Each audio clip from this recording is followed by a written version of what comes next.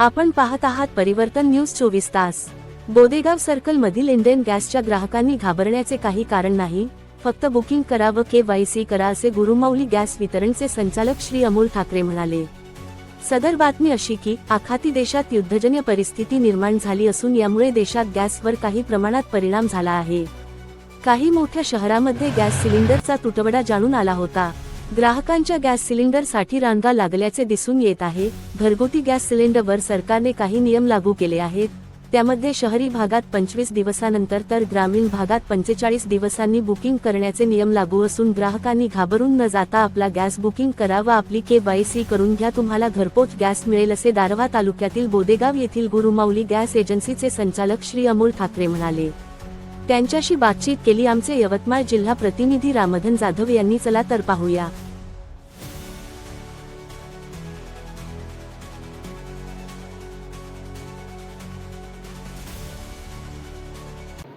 नमस्कार, परिवर्तन न्यूज 24 मध्ये आपलं स्वागत आहे। तमाम महाराष्ट्र परिवर्तन न्यूज 24 बघताय। मी आलोय गुरुमाऊली गॅस एजन्सी बोदेगावला, तालुका दारव्हा, जिल्हा यवतमाळ येथे।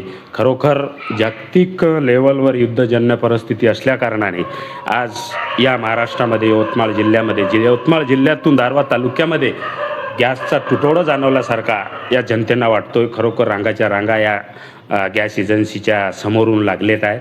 आज आपण त्या मालकाशी जाणून घेऊया की गॅसच्या संदर्भात कशा संदर्भात तुटवडा आहे। प्रथमतः 10 वर्षाच्या पूर्वीपासूनच ग्रामीण भागामध्ये गॅस वितरण होत होतं।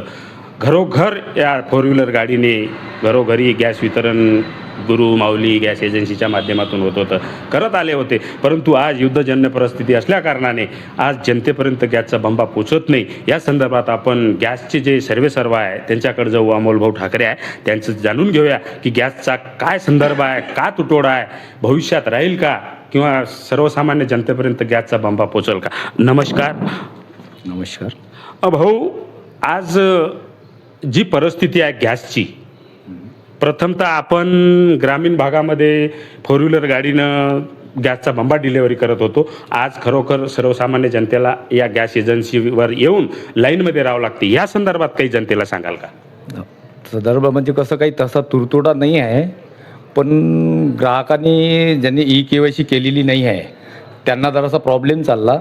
त्यांनी KYC करून घेणे, आणि तुम्हाला पहिले कसं होतं की पहिले आपल्याला 24 दिवसात आपल्याला रिफिल भेटत होती। आता ते 45 दिवसाची केली आहे ग्रामीण भागासाठी। शहरी भागासाठी ते 30 केलेली आहे। त्याच्यामुळं काही असं घाबरून जायचं काम नाही आहे ग्राहकाला, की ग्राहकांनी KYC करणे आणि जे आपला मोबाईल नंबर आहे तो अपडेट ठेवणे आणि आपल्याच मोबाईलवर तिथून बुकिंग करणे। त्याच्यावर तुम्हाला एक मेसेज येईल, मेसेजच्या हिशोबानं आलं की तुम्हाला काही तुरतुडा नाही आहे, सगळं व्यवस्थित चालू आहे। पण आपण गर्दी करून राहिलो म्हणून ते होऊन राहिलं तसं, पण सगळं व्यवस्थित आहे। फक्त बुकिंग करणे आणि DSC नंबर आला की आम्हाला शेअर करणे। सिलेंडर उपलब्ध आहे, भरपूर माल आहे, काही शॉर्ट नाही आहे। एक प्रश्न करतो, सन्माननीय जिल्हाधिकारी साहेबांनी या मागल्या 1-2 दिवसात सांगितलं की सर्वसामान्य जनतेला 8 दिवसाच्या अंदर आम्ही गॅस उपलब्ध करून देऊ। या संदर्भात काही आदेश तुम्हाला आलेत का? नाही, सध्या तरी नाही आहे, पण सध्या जे आहे तो ऑनलाईनचा प्रॉब्लेम आहे थोडा।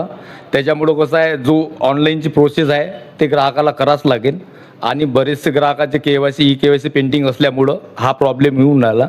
बाकी दुसरं काहीच नाही आहे, व्यवस्थित पुरवठा होते, काही अडचण नाही आहे। ह्या ग्राहकाची जी आज लांबच्या लांब रांगा आहे, ही बुकिंगसाठी आहे का डिलिव्हरीसाठी आहे, हे सांगाल का? हा, नाही, त्यांचं KYC ज्याचे पेंडिंग आहे तो तिथं रांगा लावत आहे, KYC करत आहे, सगळं बुकिंग करत आहे, की त्यांना असं वाटते की समोर शॉर्ट नाही पडा माल, त्या हिशोबानं त्यांना गडबड होत आहे। पण काही अडचण नाही आहे, फक्त एवढं आहे की तारीख थोडी आता 45 दिवसाची बुकिंग केल्यामुळं जरासा प्रॉब्लेम येत आहे थोडाफार, पण काही अडचण नाही। हळूहळू ते 8-10 दिवसांनी सगळं क्लिअर होऊन जाईल, कार्य करा। हो, धन्यवाद। यांचं म्हणणं आहे की आज जर बुकिंग आपण केली तर 45 दिवसामध्ये तुमच्या घरापर्यंत गॅसचा बंबा येईल।